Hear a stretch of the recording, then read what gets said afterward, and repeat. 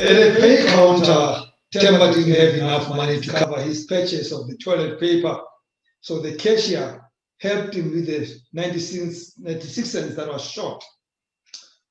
And Temba said, "Thank you, ma'am. I'm going to think about you every time I use this paper." Hello, fam, and thank you so much for joining. I need to apologize to all of you that we gave you a late notification that we had to do this tonight instead of tomorrow evening.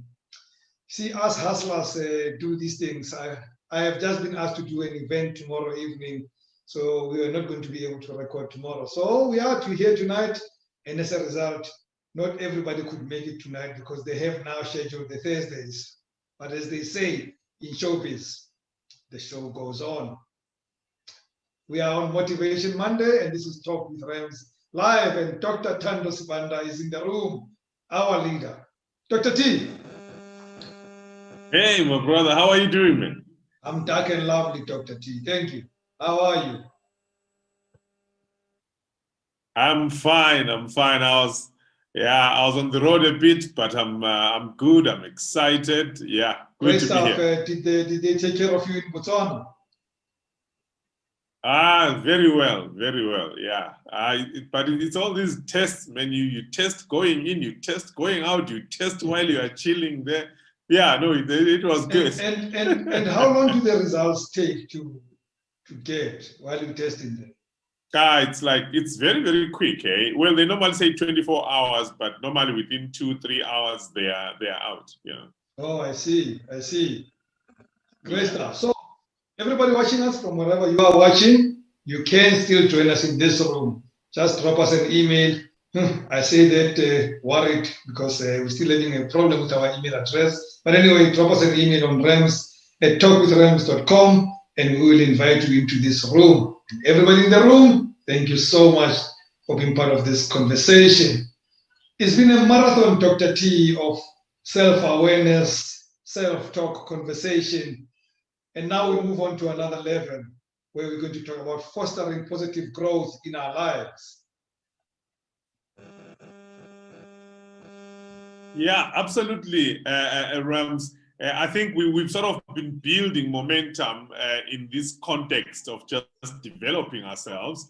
And it's important for us to talk actually about fostering positive growth, because the question then for a lot of us is why do some people remain in the same place, where the only thing growing is our hairline or our waistline, and we never really seem to move forward. We never really, seem to get to that next level, What is most lacking? I'm sure you've met some people that you met 10 years ago. Nothing seems to have changed. Some you met a year ago and a lot has changed, And so the question is, for those that feel stuck, for those that feel they are still in the same place, the question is why? Why this thing called growth, why is it lacking, And so that's what we're going to be talking about tonight, Rams.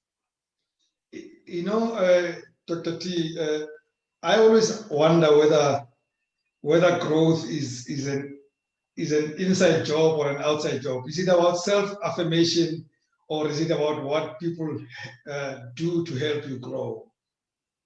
Yeah, look, growth is both internal and external, but there are two dimensions of growth. The first dimension of growth is what we call biological growth, which is process growth, And so a lot of times we think that we are growing just because we are getting older. No, we are cells going through time, We start off as a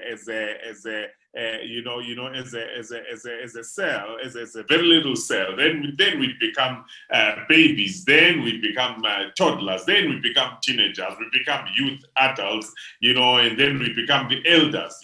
That's the process of growth on the biological plane. That's one dimension of growth. But there is another dimension of growth where you are progressing towards your dreams, where you are progressing in terms of lifting up your life standard, in terms of lifting up your mental standard, in terms of just your own growth as a person, your own development as a person. Very, very critical, you know. And so it's important that we understand that balance, because a lot of people, just because they are growing biologically, I think, you know, tend to substitute that for growth in every other area of their life. But it's important that we contextualize growth properly so that we can really, really engage it at every level. Great. So let's get to the heart of it, Dr. T. Are there specific principles that govern this thing called growth? What are those principles, if they exist? Oh, absolutely, absolutely, Rams. There are principles that that govern growth, and very important that we catch them. The first one is that growth begins with a correct value perception, right? Growth begins with a correct value perception. In fact, John Maxwell calls it the law of the mirror. You must see value in yourself to add value to yourself. See, the challenge is that a lot of people don't see value in themselves, and so they sabotage their own growth. You know, remember from what we've been talking about in the last couple of weeks, that if our own self-concept is bruised, it becomes difficult for us to even accept that we deserve to grow. You know, try loving somebody who believes that they are not worth loving. You know, you know, they will always be sabotaging themselves and say, yeah, but my love, you know, how could you actually love someone like me? Oh, poor me. You're amazing. To love someone like me, I'm so unlovable. I'm so not worth it, you know. You know, the person makes you feel bad for loving them. Why? Because there is a bruised self-concept somewhere. So this person really sabotages their own growth, you know. And so very important, growth begins with a correct value perception. Understand that you are worthwhile, you are valuable, you are born with value. There's this thing in humans called intrinsic value. Intrinsic value is the value that everybody is born with. That's why you just can't take someone's life. That is why everybody has got rights to dignity, to equality before the law, to fairness, the right to life, you know. Why? Because every human is born with value. We need to embrace that value so that we can then invest in ourselves to create more value. So growth begins with a correct value proposition. Next principle? Well, the next principle, Rams, is that growth is an intentional responsibility and not just an automatic activity. Now, this is where it becomes important to know and understand, you know, when we look at the law of awareness, right, that you must know yourself to grow yourself. You know, people are anxious to improve their circumstances, but are unwilling to improve themselves. You know, I was listening to some guys talk today, and they were saying, you know what, you first of all become a millionaire in the mind before the money catches up with you in the bank. If you become a millionaire first in the bank before it comes in the mind, that is where we will see you going crazy, as if you've been injected with some steroids of sorts, you know. So therefore, you need to intentionally grow so that whatever comes to you, it fits into the capacity of your growth. It fits into your growth gap, into the lead room that you have created in terms of growing, you know. And so people, everybody, you, me, everybody that is watching us needs to understand that we must be intentional about growth. And here I'm not talking about biological growth. Biological growth will happen anyhow. That is why today you see adults who still act like kids, grown-up men who still act like toddlers. Why? Because there was biological growth, but there was no personal development growth. That's very, very critical. So we need to be very, very intentional, because it won't happen automatically. You want to increase your earning capacity, learn a skill. You know, you want to get to the next level, you know, throw some education at it. You know, throw some, whatever it is, develop yourself from where you are and move forward. It takes a decision, it takes some action, but it is possible. Okay, so it has to be, it's an intentional responsibility. I get that. Right. Any other principle, Dr. T? Yes, there's a third one. Remember, I love this principle of threes. Anything with three legs will stand. And so growth takes place so much better when there are role models. It's hard to improve yourself when you have no one but yourself to follow. So a lot of us don't grow because we just don't have role models that we can say, you know what, let me learn from that one. You know what, let me do things like so and so does things. So that monkey see, monkey do aspect is not there if you are the only one to follow. I always say whenever I coach and counsel people in relationships, I say, do you know that a relationship is the very first point that shows you how selfish you are. Remember, when you have to tell anyone, I'm going to be late today, you don't have to communicate with anybody. I want to use my money for this and for that and for that. Now, it's only when you've got to relate with somebody else that you actually realize how selfish you are. Because now the aspect of accountability comes in, but then I don't want to be accountable because then I feel like this and I feel like that, So you find that whenever there is one, or rather there is more than one person, we have an opportunity there to grow because now we can touch base, we can relate, we can learn from one another, So very, very important. Before we move on, Dr. T, when you spoke about if you're not a millionaire in your head first and you get the millions in the bank, you'll go crazy. Setswadi makes a reference to a television series called I Blew It. Do you know it, Dr. T? I've heard about it. I haven't watched it. I've had the misfortune of watching a few episodes, and it's sad. It's sad how somebody can be gifted with 13 million rand and in 6 months they are looking for a job. And that's what you're talking about because they were not ready for the millions in their head. Oh, absolutely. I actually did some research though on the fact that most of the guys that win the lottery, right? They lose the money within 2 years. There is nothing. They win the lottery in the States. I mean, I remember when I used to live there, they had a very huge show where they would just, it was done by a guy called Michael Medved, an amazing, thought leader. And the whole point was most of the guys that win the lottery, they lose the money within 2-3 years, it's gone, And the question is why? Look, the money landed before the mind landed. So you need the mind to be developed first so that the money can follow type thing. So, Dr. T, can all of us grow? I mean, can't I have an excuse that, but I'm not capable of doing this? Or I have tried before, it doesn't work. Are we all capable of growth?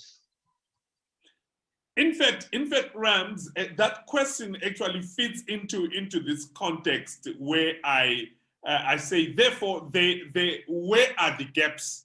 What are the excuses that people have for not growing, Because I'm sure we all have a cousin, who still doesn't make his own bed or her own bed.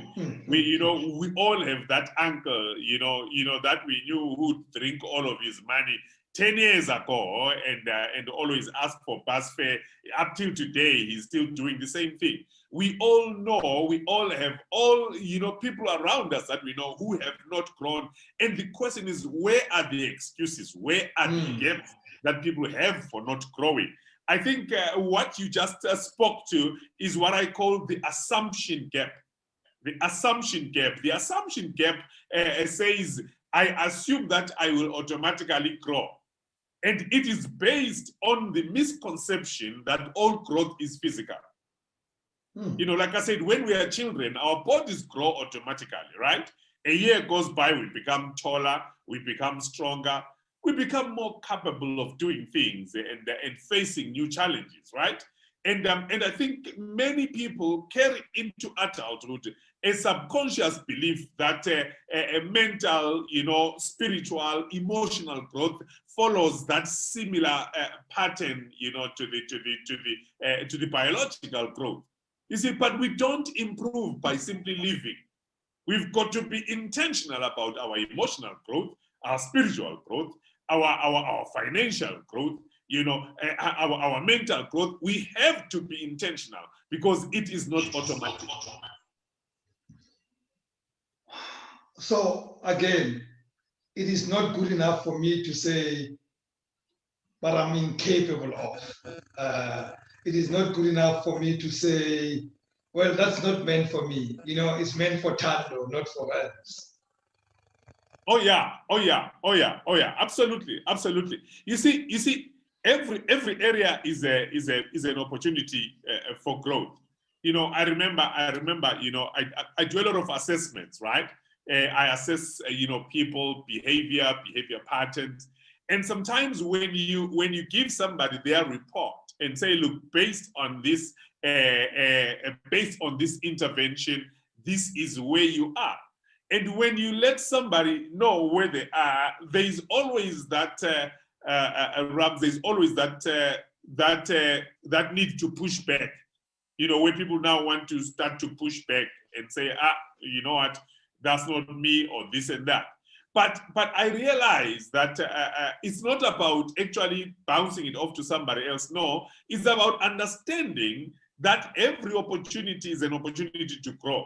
So when you point out something that's not right in me, it's not for me to fight back. It's for me to realize that I have an opportunity to grow. Because, growth does not happen automatically. I will have to put some energy into it. I'll have to put some effort into it. So people would rather get offended than get motivated, because the growth opportunity is being realized through a gap. I don't know if you get what I'm saying. I hear you, Dr. T. Okay. Let me put in another dimension to this. And please tell me, hopefully tell me it's not an excuse. Could I say, I do not know how to grow? Oh yes, actually, Rams, that is what we call the knowledge gap. So some people don't grow because of the assumption gap, where they say, I assume I will just grow automatically. Some people don't grow because of the knowledge gap. And this gap is huge, Rams, because people put out disclaimers of not knowing how to grow, and hence then we learn from the school of hard knocks, So then difficult experiences end up being the teacher, and sometimes it's painful because a process that could have taken a few months to grow, you end up taking a detour of years. Why? Because of this knowledge gap, where you are like, you know what, I just don't know how to grow. I always say that the reason why they are pioneers is so that pioneers must take all the pressure. There were two guys that belonged to the same family. They had one father, and the father was an alcoholic. He was a serious drunkard, used to fight, right? And so he died, and these two boys grew up to be very different. One became a very balanced guy, with a family, and very, very orderly. Never drank, never smoked, and just, lived his life, moved along. The other one, right, became a scalem, a bigger scalem than his father, biggest drunkard in town, biggest crook in town. And when they were asked, both of them gave the same answer. They were asked, how did you turn out this way? Guess what their answer was? How else could I turn out having had a father like that? So two guys turned out very differently, and yet they had the same example. So one guy said, you know what, here's an opportunity for me to grow. And the other guy said, I don't know how to grow. See, so that's the role model effect. Now, the other guy used the dead as the role model. Right.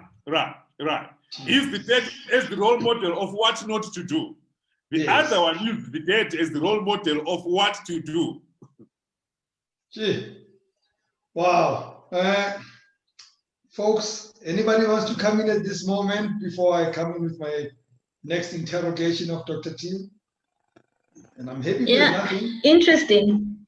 Okay. I think I've got something to say. Interesting. So, Dr. T, I've got a scenario. What if you are in an environment where you don't have like positive role models that you can look up to, and you recognize that, I need to grow. There's some growth that needs to happen, but there's nobody around me who I can identify and sort of look up to, right? What are some of the practical steps that one can sort of, follow in terms of starting that journey of growth? Mupeli, do you work in Parliament? Because that's the only place where you never find any good role models. No, I'm kidding. Let's move on to the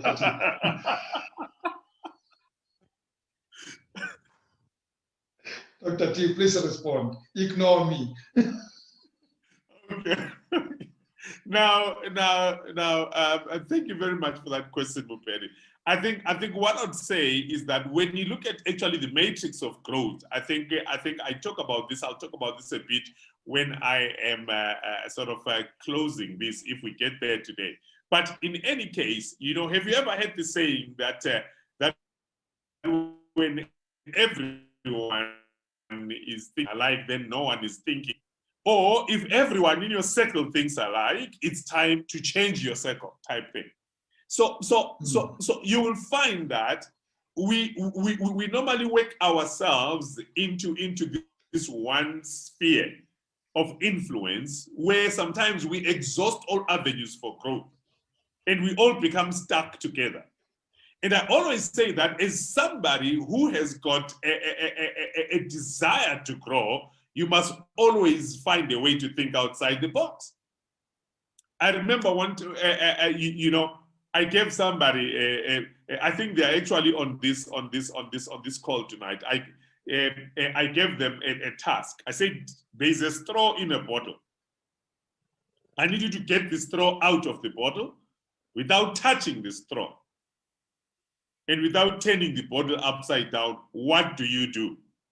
So now, if you are in an element there, if you are in an element where you sort of need to grow, because to do that, actually, you need to grow your thinking capacity, which means you need to think outside the box. Now, that's what I'm saying, because sometimes the environment becomes the box. Whether it's in a work situation, whether it's in a relationship situation, whether it's socially amongst friends, and friends are the biggest environment that actually can cause you to compromise your growth. What do you do? The only way to do is to think outside the box. Find a new level of friends that actually speak to what you are aspiring to do and not necessarily where you are. Within a work environment, find a way to think outside the box. In fact, if there's someone who can give me that solution to getting a straw out of a bottle, no, not you, Rams.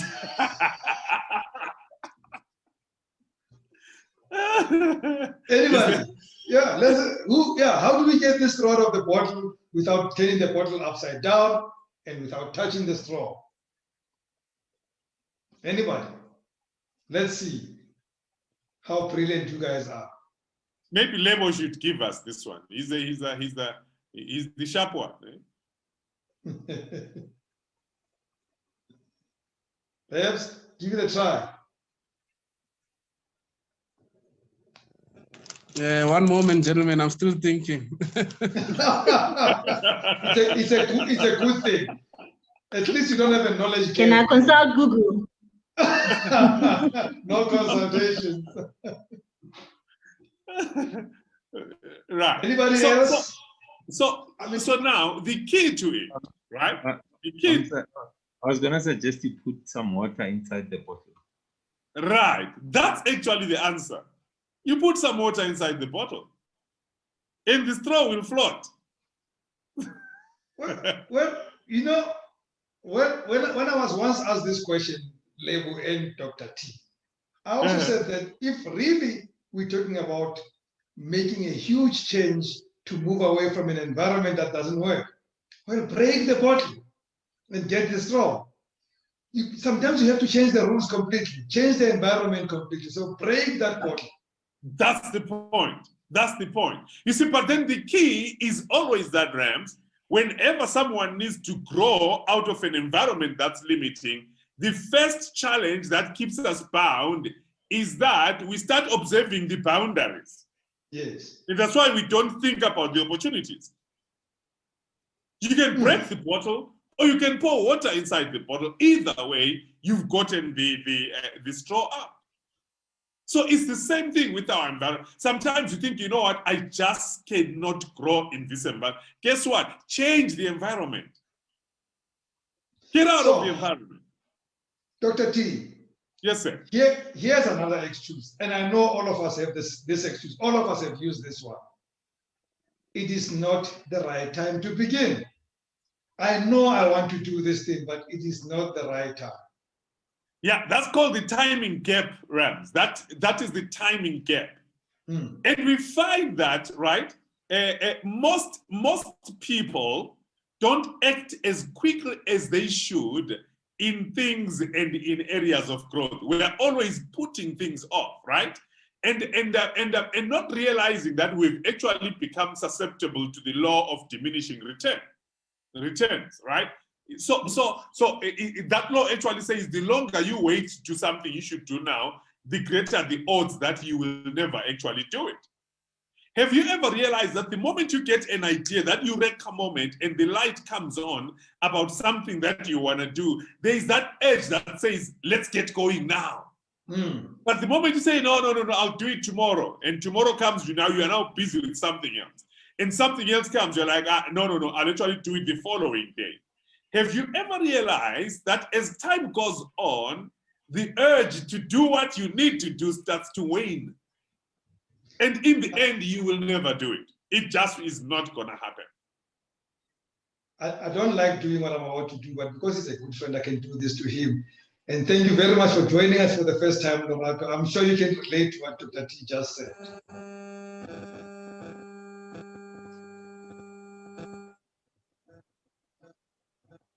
Mr. Thinking, I'm speaking to you. I'm sure you can hear me.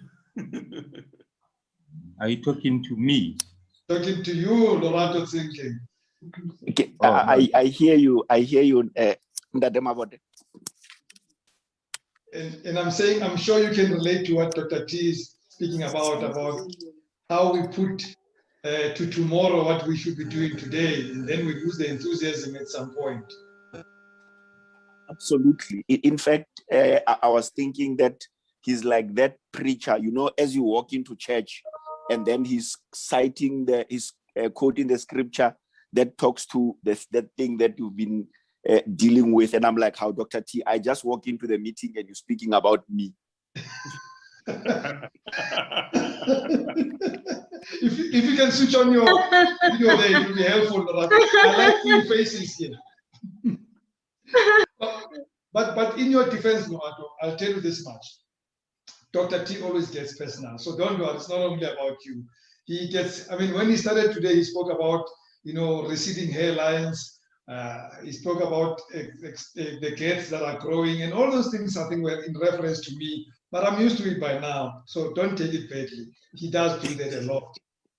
I don't know how he gets to know about us. So the timing gap, Dr. T, is that one gap that I believe all of us suffer from.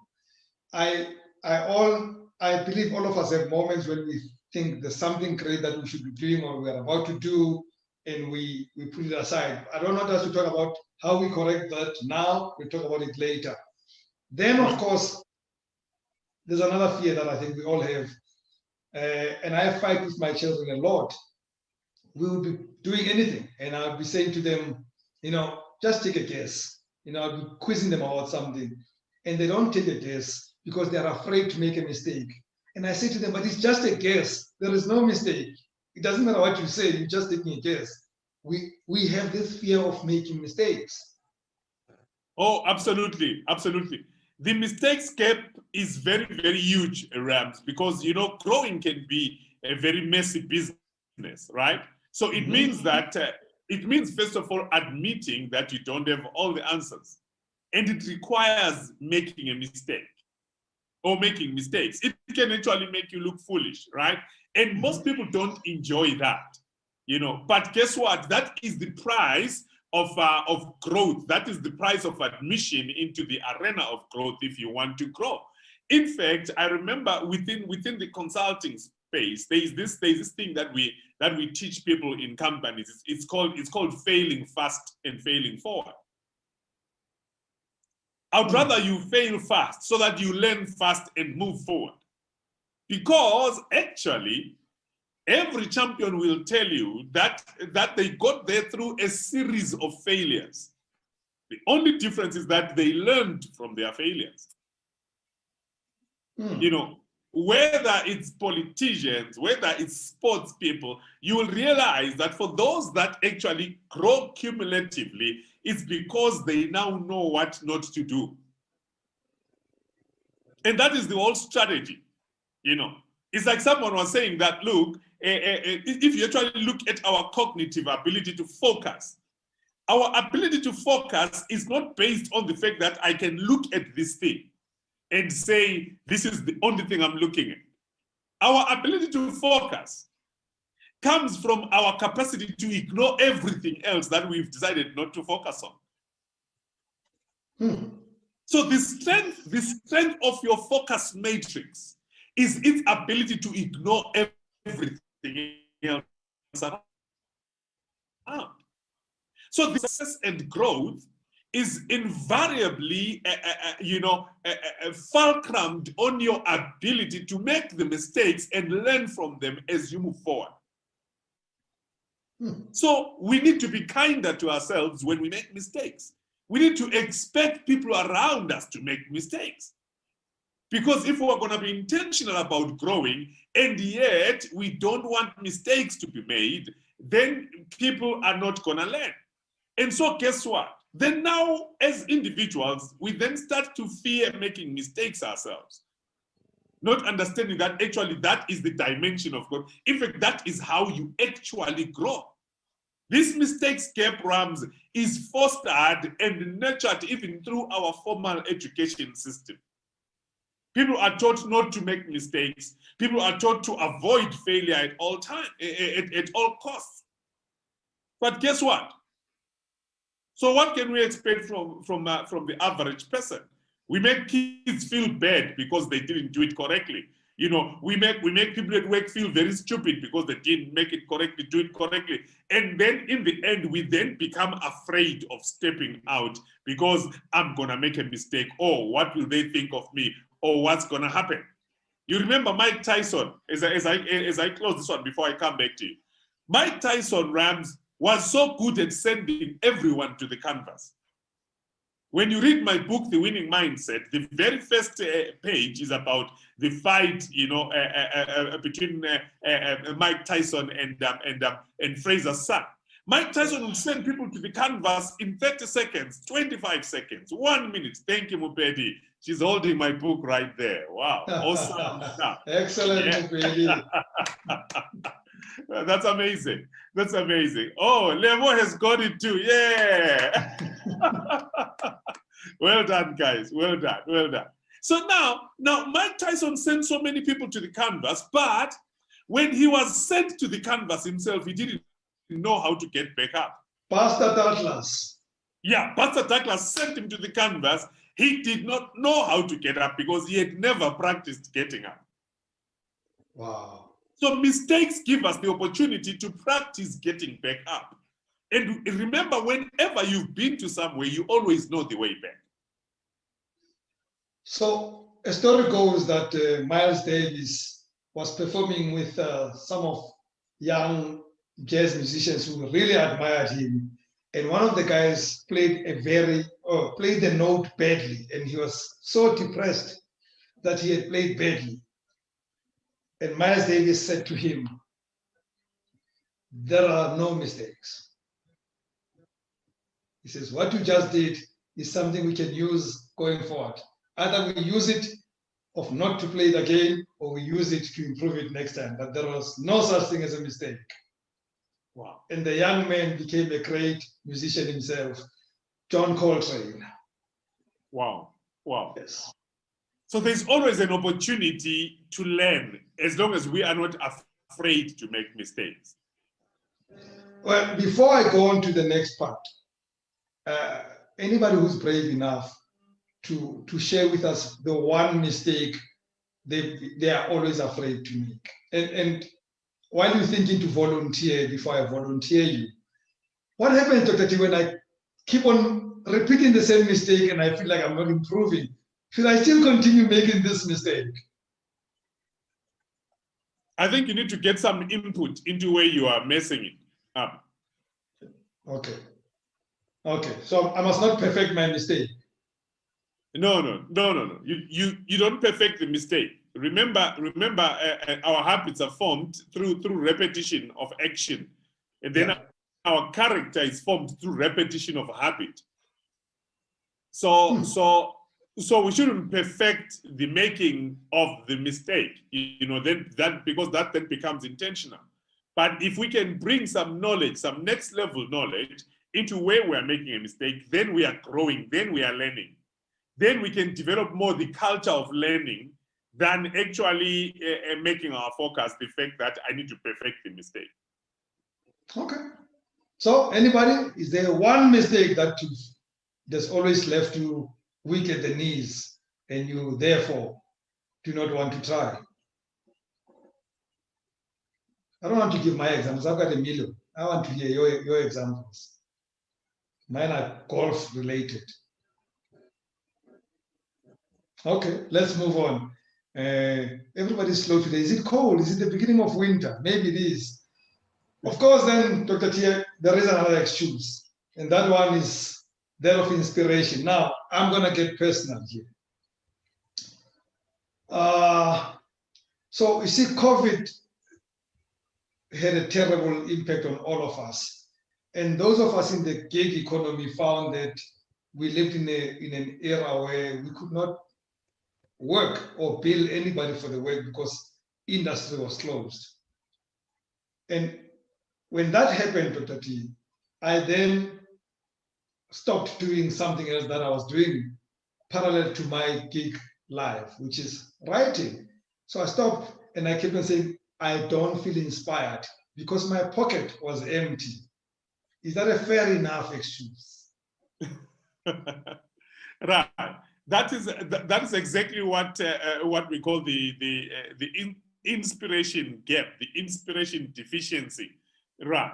And so I want to sort of bring clarity here, because a lot of times we've got this thing the wrong way round, right? We've got it upside down.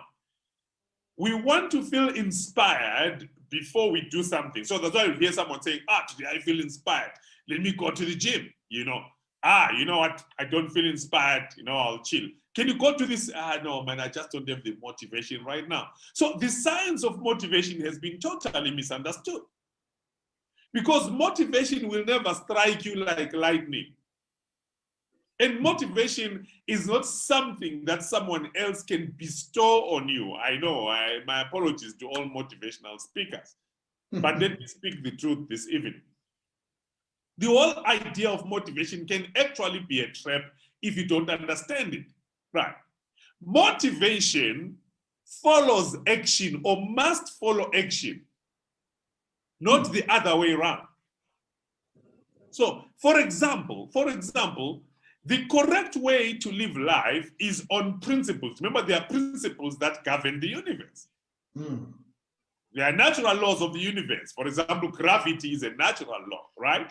And so principles are there to help us govern life. So, for example, there's the principle of integrity, or the principle of good neighborliness, or the value of family, or the value of personal development. So those principles guide how you live your life. Where I've got to grow, I've got to develop. That's the principle, right? And so now how I feel must then always follow the principle. Otherwise, if we act on how we feel to then drag the principle, we will never get anything done. First of all, I want you to consider this, right? Thinking consumes a lot of energy. Just the concept of thinking itself, you are burning so many calories just thinking. So now imagine why. Isn't that the reason why a lot of people just don't want to think? Because it's almost like an uphill task just to think. And therefore we become lazy because our bodies will always follow the path of least resistance. We would all be overweight and just very, very unhealthy if we were left to our natural inclinations. But because we say, I want to be healthy, I want to be educated, I want to earn more, I want this and I want that, we get up and we get going in the direction of our dreams, and then we feel good. And that is why you feel good coming back from the gym. I don't feel great going to the gym, no. I wake up and I exercise, I die every day. That's what I tell people. I've learned to be very honest. There is no way I wake up and I look forward, man, to that hectic cardio, and this and that. No, it's a decision I made. I get up and I do it. But in the end, when I'm done and I'm drinking my water, and I've showered, I feel so good. Now that's the way motivation should be understood, and that's the way inspiration should be understood. You do what you don't want to do, and the feeling that accompanies it will come and catch up. Your body will release you the oxytocin, the serotonin, all the reward chemicals after the action. And so we should take that then and apply it to every area of our lives, and say, guess what? Because the years will still come. A lot of us sitting here know I should have just taken that course, or I should have just gone back to school. But 2 years is a long time. I don't really feel inspired. Another 3 years, some of us here needed to do an MBA, but you are thinking, hey, assignments, I'm just not inspired. Guess what? The 3 years will come and they will go, and you have not grown. The year comes and it goes, and you've still not grown. Right now, we are in May, right? Another day or 2 or 3 days, we are already halfway into 2021. And someone is still waiting for motivation and still waiting for inspiration. Okay. It will never come. I think I must stop you before you get personal on this one, Dr. T. So now that I get those gaps, and I'm sure everybody else gets to understand those gaps that we're talking about, Dr. T. Yeah. Ultimately, I ask this, like Denzel Washington used to say, like a 2-year-old. What determines growth? What are the avenues of this thing called growth? Okay, lovely. Thank you. I really trust that this is making sense to our viewers today. But there's a number of avenues of growth, right? So we need to understand that our growth, or your personal growth, is determined by, number one, your hunger. Your hunger to grow will determine the level to which you grow. Secondly, our growth is determined by our initiative. What you then do to intentionally grow determines how you will grow. And then, now you need to know then the avenues of growth. The first one is what I call exposure to new levels. A lot of us miss out on growth because we've never been exposed to those new levels. I remember there are a lot of things that I missed out on because I never got the exposure. Sometimes when you see something happen, you're like, oh, wow, okay, this is what I see. Have you ever seen in schools, why is that secondary and high schools take the kids on a career day or to different industries?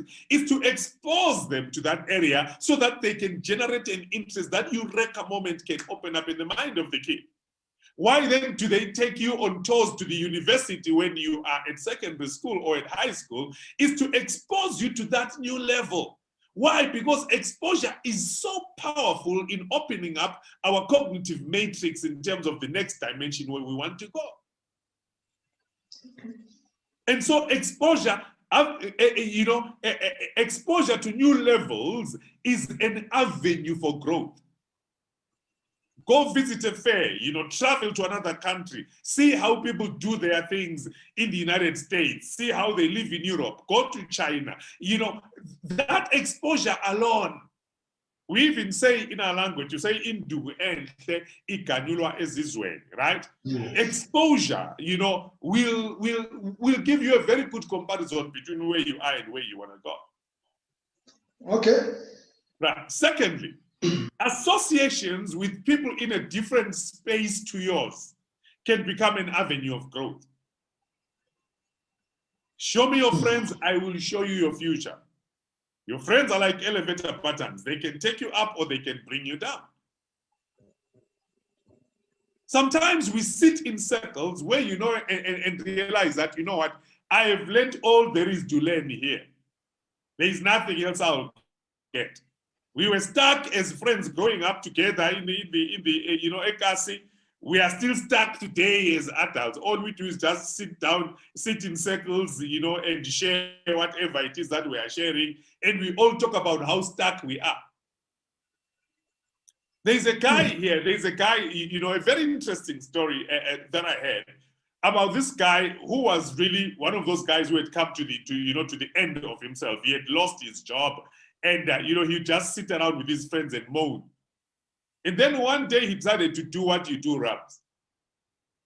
He decided to get, you know, some money and went and joined this golf club, this country club, you know, where all these very high level guys would play golf, these business guys.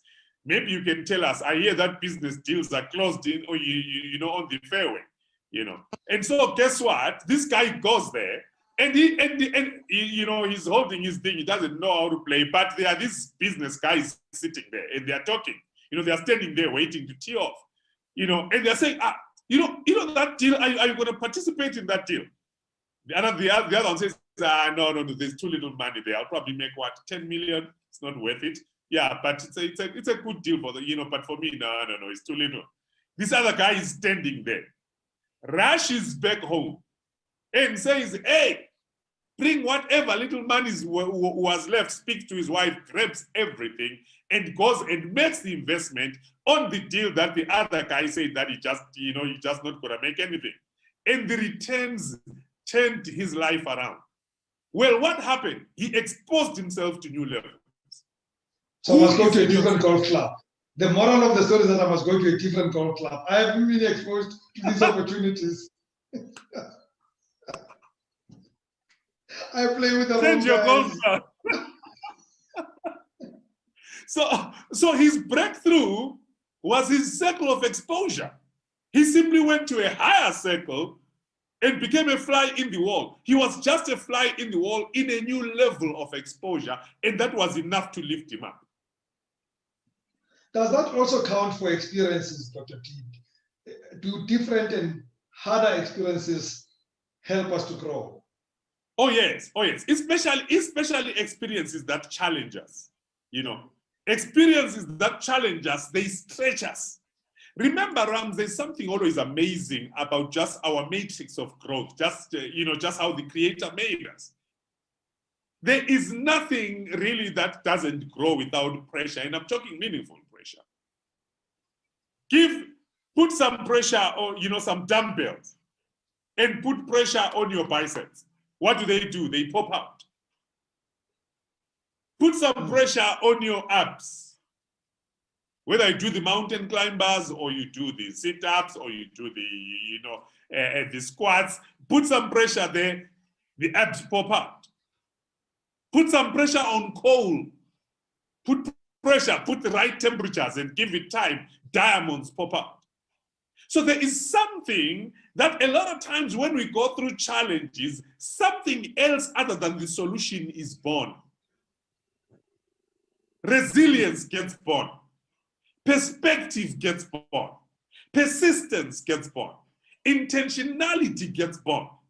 So you will find that when people have gone through a very tough time, they have got so much more than just the solution that came out of it. Why did the whole world come and see Madiba? Why did the whole world, take off its head for Gandhi? Why did the whole world bow to Martin Luther King Jr.? It's because these guys had gone through experiences that grew them. In a very short period of time, the person grew. And so the world says, wow, simply because they had gone through certain experiences that then challenged them to grow. My question is, in all the difficult experiences that you may be experiencing or facing, what are you learning? Where are the learnings out of it? What are you growing in? How can you say, you know what, through the pressure of the lockdown, I produced 1, 2, 3, 4, 5. That a challenging experience pushes us to grow. That's what we need to be able to take out from. Okay, we got about 5 minutes to conclude this conversation, Dr. T. Time is run out of our hands, but I need to ask you a few questions, and if there are other questions that pop up, we'll try to get to them quickly. Right. What are the consequences of not growing? Okay. Other than the fact that I'll continue playing golf with the wrong people. What are the consequences of not growing? Yeah, you need to change your golf club. Otherwise, it will only be the hairline and the waistline growing. Two things, right? Consequences of growing, or of not growing, rather, right? Listen to this. Growth stops when you lose the tension between where you are and where you could be. So stuntedness is a consequence of not growing. And stuntedness is when you lose the tension between where you are and where you could. Tension is very healthy because it challenges you to become better and to do better. And I'm going to ask you to repeat, Dr. T. Yes, sir. I'm going to ask you to repeat. There was a moment when your network lost us a bit. There was a bit of there was lack of tension between what you were saying in the network. Okay, absolutely right. So a consequence of not growing is this thing called stuntedness. Stuntedness is a process where you stop growing because you lose the tension between where you are and where you could be. When you get comfortable with the status quo. When you say things like, you know what, I'm just not educated, I guess I will never be educated. When you say things like, I'm a Tandahead, my father was a Tandahead, in my family, no one ever passed. Even you see my kids, they are also Tandahead. You are not growing. Some people are too comfortable, Rams, with things that should worry us. The fact that we can open the window of a car or a taxi and throw, that thing, the K light, after we've had lunch, we just throw that thing out of the window and we are very comfortable with it. That is a sign of stuntedness. The fact that men can just stop anywhere and pee. There are cars passing, there are people passing. You just let the zip down and you do your business. That's a sign of stuntedness. The tension is lost between where I am and where I could be. So there's no desire to become better. There's no desire to improve. There's no desire to move forward. There's no desire to improve things. Now, that's a consequence of not growing, stuntedness. The second thing here is, and it's very linked to it, right? It's understanding that if you are not growing, you are dying. Because when you stop trying to grow, or when you stop growing, you have settled into a state of complacency. And complacency is a slow death. I have met people who stopped growing at 25, but they died at 80. Can you imagine how miserable a life is that is lived when you stopped growing at 25, but you die at 80? All you ever become is a village champion.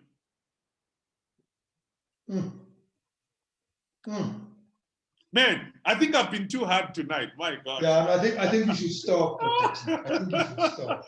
I hope I still have friends. I look around here and I see very sad faces. The only people who are safe are those who don't have their videos on, but everyone else is like, oh, Dr. T. Okay. Okay. Thank you so much, Dr. T. I'm going to conclude it by saying this.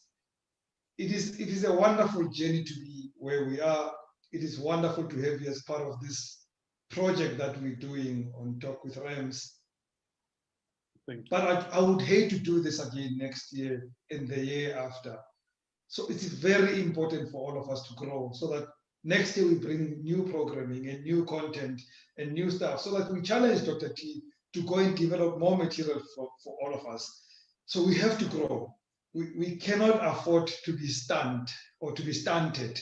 We have to stretch ourselves like the rubber band and continue that tension and grow. So please, folks, in the words of one folk that you may or may not know, never stop growing.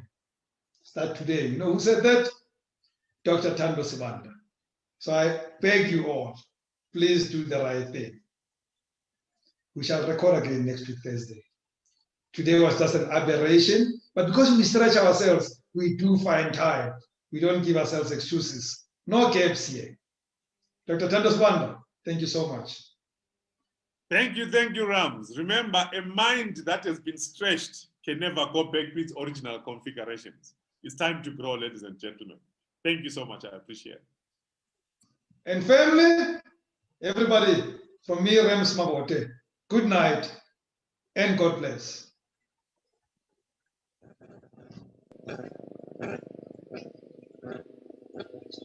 The recording has stopped. Wow. Thanks.